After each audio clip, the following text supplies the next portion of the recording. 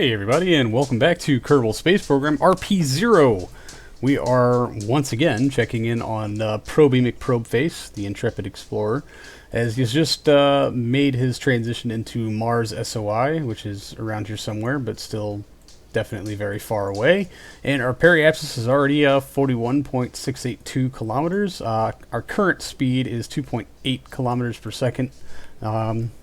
By experience, I'd say that'll probably be closer to 6 or 7 by the time we get down to Mars Actual. So I actually have to do absolutely nothing before we get there other than move some fuel around, bring our center of mass closer to the heat shield, as close to the heat shield as we can. When we get closer, I will adjust our angle to face to prograde so that we can have this heat shield facing in the correct direction. And write a shutdown and boot sequence for everything else. Alright, we'll go ahead and relock that tank. Fantastic. All the other tanks are currently locked also. So, yeah, there's Mars, and Phobos, and Deimos, etc., etc. Nice to see you guys showing up. So, we're just going to go ahead and time warp in. I don't want to throw off this wonderful periapsis we have, and it would be a waste of thruster fuel, really. So we're trying to be very efficient because I know we have a very expensive plane change coming up pretty soon. Really, probably as soon as we're done with this orbital insertion aero capture maneuver, we're going to try to adjust our plane to see if we can't get an encounter. Alright, we are 2 hours away from our periapsis. Oh man.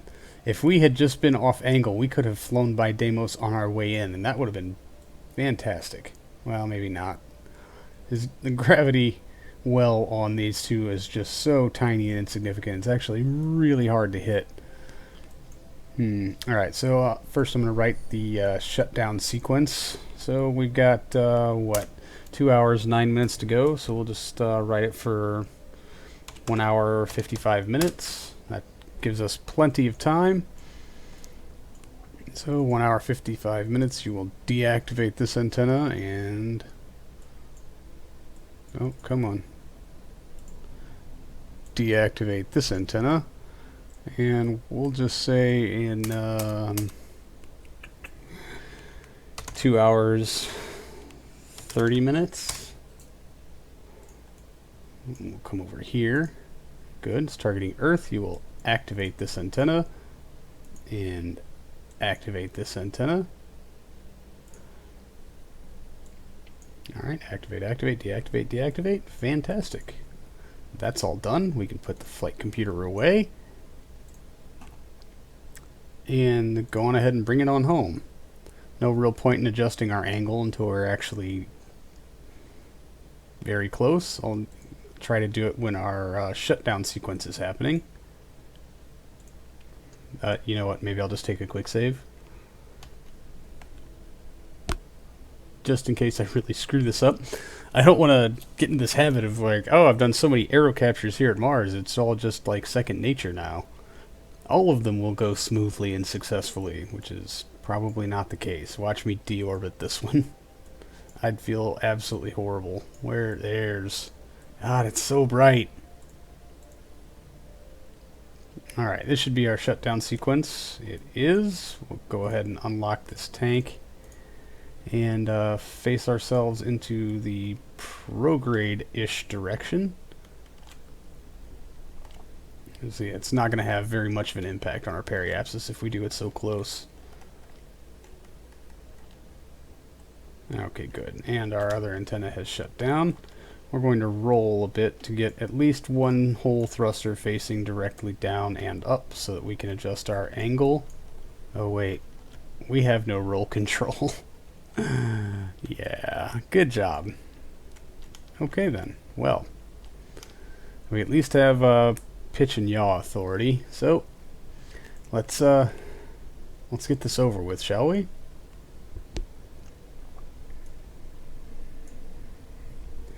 Thunk, there's our atmosphere, 125 kilometers high. And we'll just face right into it until instinct tells me otherwise, because I've got no other real messages to go on here. Yeah, SAS doesn't seem to like me very much.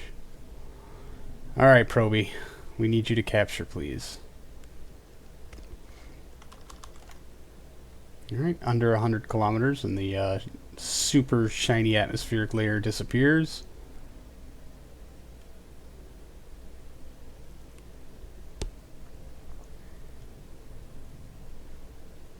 Okay. The fact that it wants to sit so low does worry me. Alright, we'll come out of physics warp now that we've got some actual heating effects going on here. Oh man, I do kind of wish I had roll control. That was an oversight.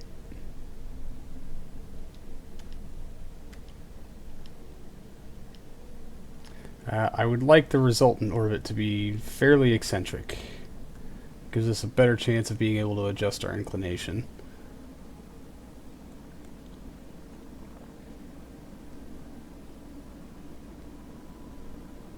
Alright, we're down to 5.1 kilometers per second.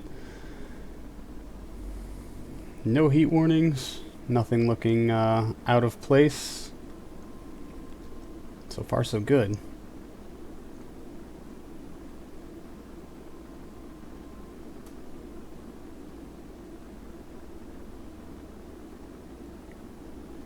Alright. About 10 seconds from periapsis.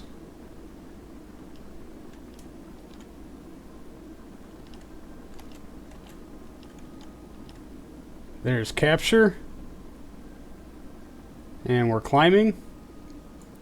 Oh, this is looking pretty good.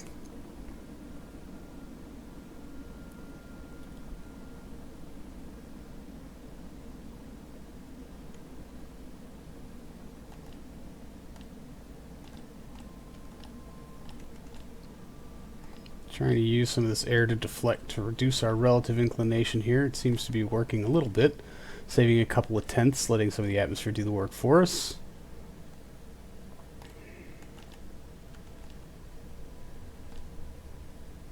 I'm not sure if we even saved an entire degree trying to do that, but of relative inclination, I mean.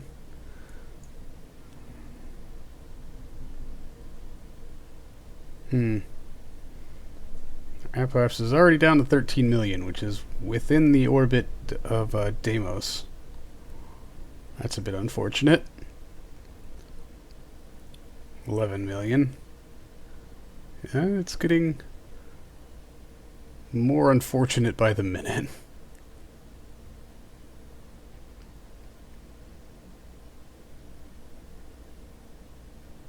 But I think my concerns about deorbiting have been alleviated. We're at 9.2, just crossed into the 9.0 territory. I think we'd be lucky to get down to 5-ish. But we do have this nice descending node out here. Oh, that's going to be such an ungodly expensive burn. And I think we do need to go for Phobos first, because that's the one where we just have to fly by. Let me double check. Flyby of Phobos, receive data, under 20 million. Deimos is the landing and the flyby. Just wanted to double check there.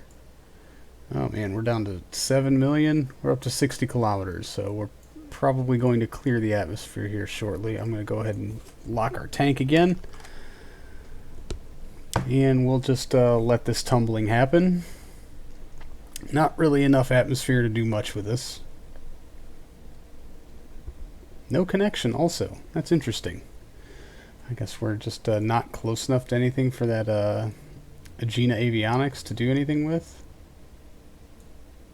Yeah, there's us, and oh yeah, I guess just nothing on our side of the horizon. That's new. Oh well.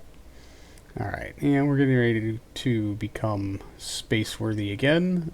There it is, 125. Let's arrest this spin so that I can take a look here inside the fairing, and we're going to get rid of the heat shield and move some things around. Okay, good. We are facing to retrograde. That's the comms dish. I Yeah, there's no core attached up here. So we're just going to, that's that one, those thrusters, and all 4 of those.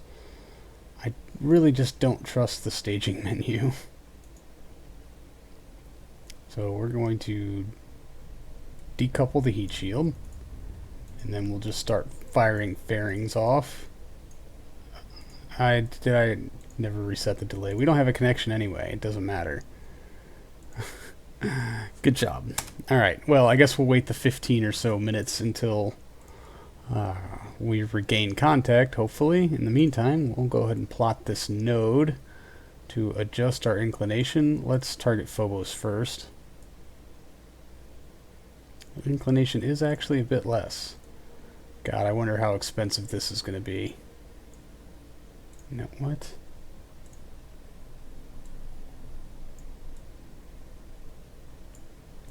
$1,069 meters per second, but that does move our relative inclination way out here and keeps our periapsis somewhat reasonable.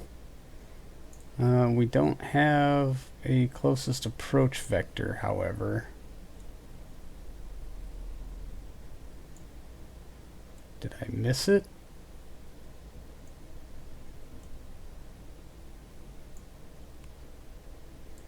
.06.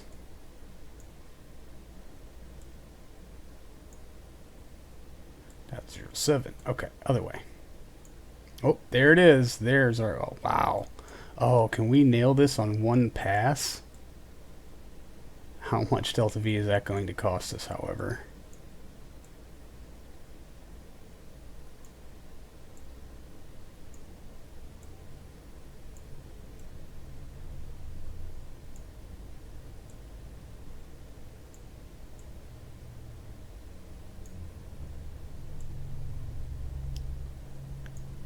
No. Alright. We're just going to align planes.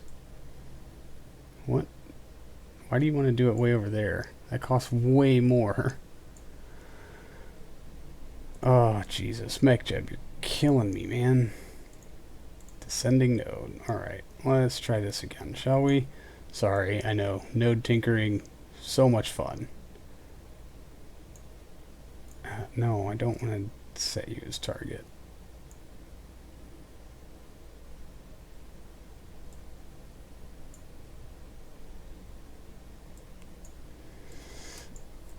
God, it's so close.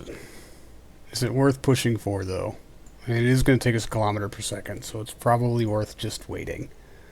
And that burn is in 38 minutes, so that'll give us plenty of time to get everything done that we need to get done, including waiting for our activation and then separating off all the things. Well, we're connected now. So let's just go ahead and ditch a fairing. And it was at this point that the doggos started going a little crazy. And they're going to do it to me again. But there was no point in watching this in real time. It took about 10 minutes. It was just a lot of being bounced in and out of time warp as we fire away a fairing. Decide that there is no problem in separating this bit by bit. Just trying to get rid of the fairings. I don't trust the staging menu through Flight Computer. It sometimes gives me a false, and then you're just kind of stuck with stuff.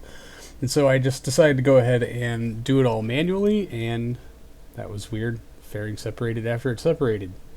Very interesting. But anyway, Probie McProbeface is now available for the world to see. Alright, well, there is the big reveal of Probie McProbeface, the Intrepid, is now set up. Well, we should probably activate his antennae.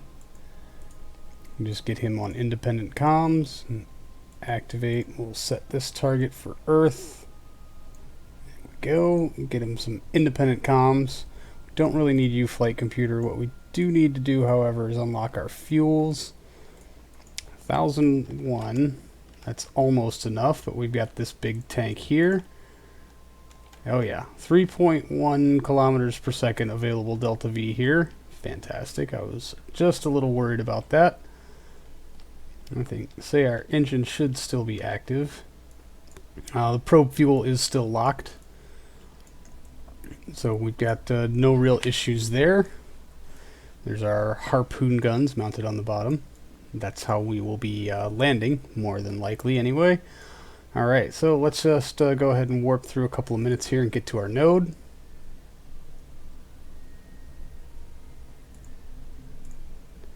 Alright, well, something is happening. Let's ullage in our AJ10. We're 3 minutes out. It's not going to tell me how long the burn is. Oh, but if we can displace 3.1 kilometers per second in 5 minutes 22 seconds, wow.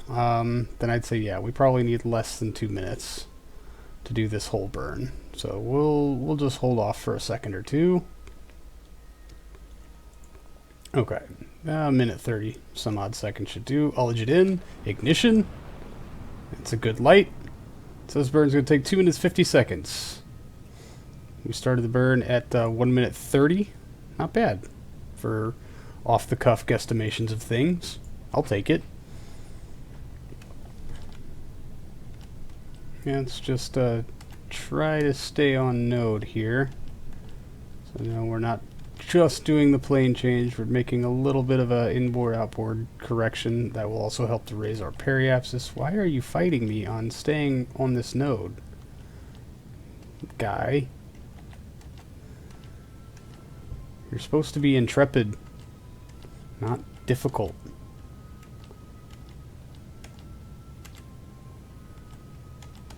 And SAS is being just as obtuse as flight computer. Come on. Where's the node moving? That's so interesting. Alright. I don't think there's any of these experiments that we don't have already as far as Martian orbit, so we're just going to save them for our flyby runs. We do have radio in commands and harpoon commands, which I should really check to see if those are on the signal delay.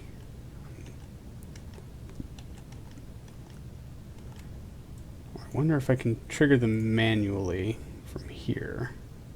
Instant stretch eject. I probably should have played with those a bit before just now, although we could just land on our RCS. That's probably what we're going to end up doing, provided our harpoons fail.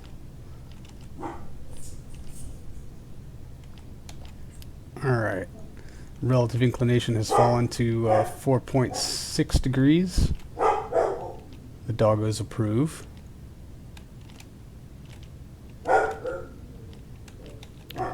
Come on. That node is definitely moving. That is nowhere near where it was when we started this burn. Alright. And coming up on engine cutoff.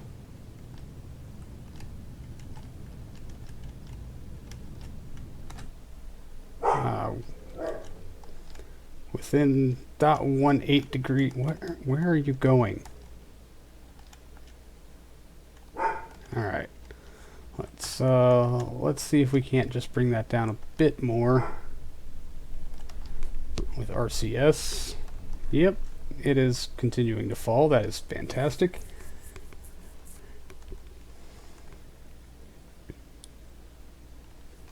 We'll just speed through some of this.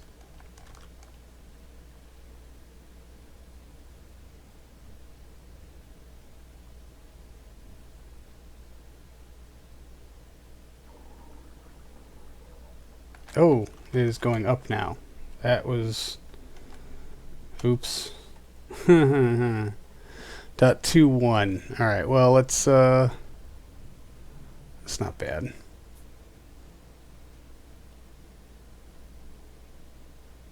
Yeah,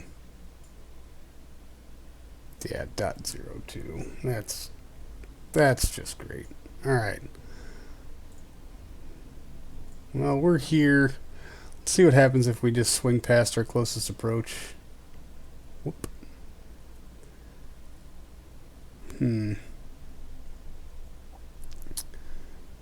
Well, orbital period is in hours, so I feel like we can probably hang out here for a bit. And what started as a small bit turned into several orbits totaling almost a day. But take careful note of that node that we just passed, because that was almost dead on to periapsis, which would, or I'm sorry, apoapsis, which would be a pretty good place to do a rendezvous. So I bounced in and out of time warp a few times and just tried tinkering around with nodes a little bit, deciding that, you know, maybe just waiting for that opportune moment wasn't quite going to happen, but didn't stop me from hoping. But anyway, after much tinkering, I was able to establish this node here, which does in fact give us a small encounter so that we can get our Phobos flyby taken care of. It's about 3/4 of an orbit away, totaling about 75 or so some odd meters per second. See, I actually forgot to turn my microphone back on after the dogs went crazy, so I'll be doing the rest of this episode as new me in post-commentary. I will try very hard not to ruin everything and just play the role of doing this live, even though I'm not. So we're very carefully approaching our node here.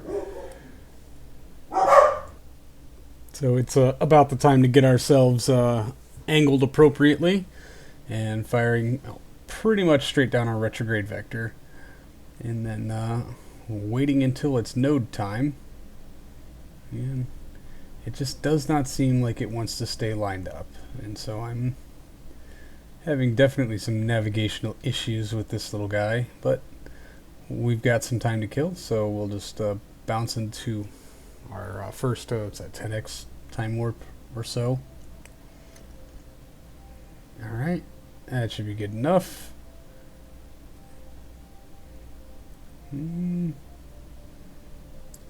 So, alright. Plenty of delta V left in the tank. We could probably consolidate those two, but there's no real point. Start to ullage in our engine. Yeah. I think we've got some time to kill still. But these thrusters aren't much less efficient than the engine itself, but I've decided to spare the fuel. We may need all the efficiency we can get, because we still have another moon to fly by and hopefully achieve orbit of before we run these things dry. But this burn takes 8 seconds. I timed it out pretty well, I think. 4 seconds on each side, and then we'll just do this last little bit of correction here on the RCS. We do need to be pretty precise, because the sphere of influence for Phobos is minuscule. I mean, it's teeny tiny. The moon itself is just teeny tiny. And yeah, it can't quite decide if we have an intersect or not. That's fun. Okay, well, in time warp, it's showing that we do have a flyby. Oh wow, that's pretty close. 22 kilometers. I will take that. I just need to figure out our time, how much time will elapse in the sphere of influence, and know that our signal delay time, which is like 7 minutes or so, and I can try to time our radio in command for all of our science relay stuff. Alright, yeah, it looks like it's in hours still. So I'm just going to get us, you know, a little bit closer before I start to set up the flight computer. Yeah, alright. So we'll just make a note of that time. I've forgotten it already. Let's go back and make a note of that time. And bring up the flight computer. Alright. And it won't let me right click on it to leave it on the screen because it can't decide if it's an encounter or not. Fantastic. Pretty sure I got this wrong. So yeah, we'll just we'll try this. And oh goody. Okay, really? Man, that's really annoying when it won't decide if you have an encounter or not. It makes timing these things a little interesting. Okay. Oh. Yeah. Our radio in command does not work with flight computers. So here it is on the standard 7-minute delay. So now that we've got the delay programmed in, so we're just going to walk around and gather each instrumentation manually. So, alright. We'll grab that one. Grab our radioplasma, orbital telescope, magnetometer. And, yep, okay, here are all the little guys. So we'll just go through these one by one. It would be really nice if Flight Computer recognized action grouping. This would eliminate me from having to do all of these wonderful things. Not sure if that one took. Alright, seismometer. We probably don't need that one. Alright, now I'm going to give it just a couple seconds. Make sure we get our analyzed telemetry, and we're going to make the gambit again. Just to make sure. We'll see if we can get high and low space science. I don't know if we're actually going to be low enough to get low space science, seeing as how absolutely tiny Phobos is. But, alright, gathering up the last few of our little experiments here. Okay. Alright, we should be good. Alright. Whew. This is the part that always makes me a little nervous. Quick saving, thank you. So let's go ahead and warp to this. Now, yeah, see, here's our initial science from our 7-minute delay. Reset, reset, reset, reset, reset, reset, reset, reset, reset.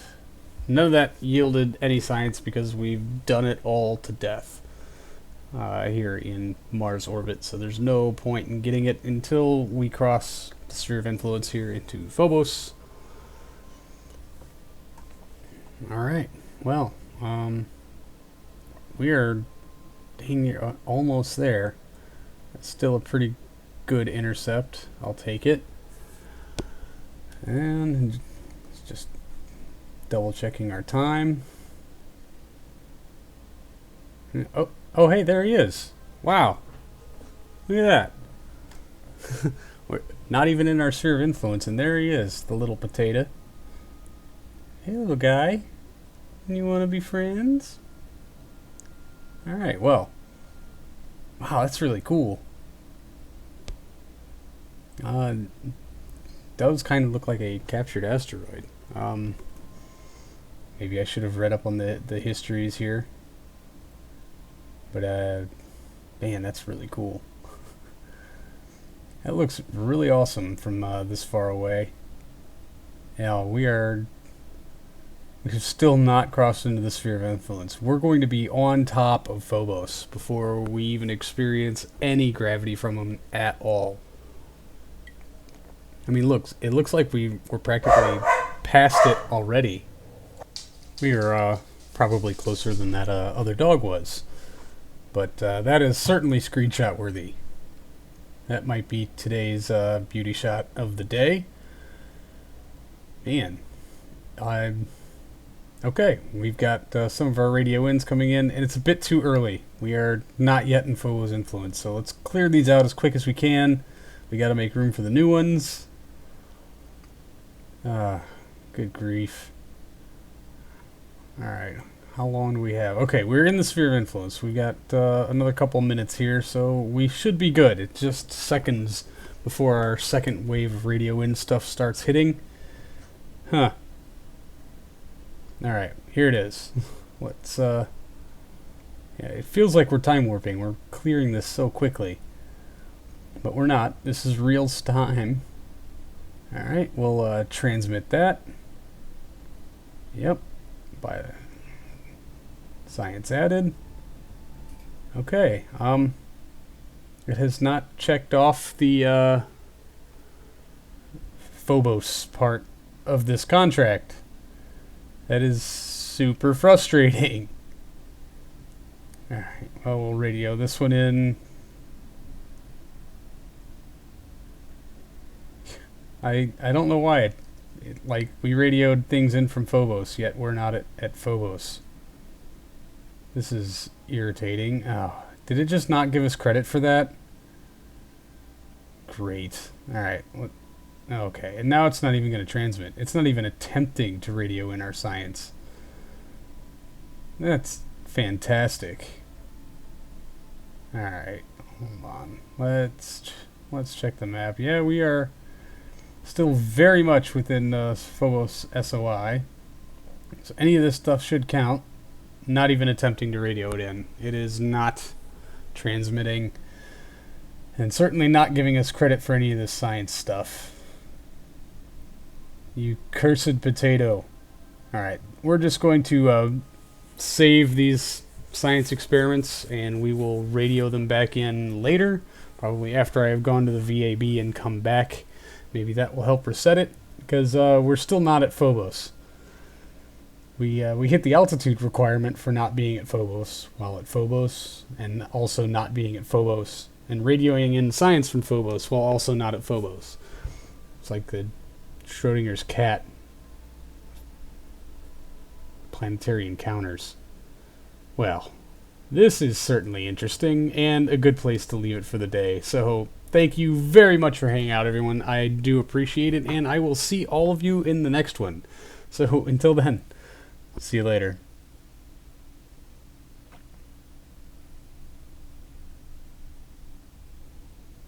Oh, but the weirdness didn't end there. Look at this. So, we're still not at Phobos while at Phobos, and still in Phobos' SOI, although being very much outside of Phobos SOI. We are still... yeah, we should have left Phobos minutes ago. And oh boy, whoa, whoa, whoa, whoa, whoa. This is getting extra weird. We are still at Phobos, not at Phobos. And I don't know what the hell is happening here. I placed that node thinking that we would fly past it and maybe things would happen. But I don't understand what's happening. We are very much moving away from Phobos. But it thinks we're still going in that direction. This is a cursed moon. No one ever come here. No one come here. Ever.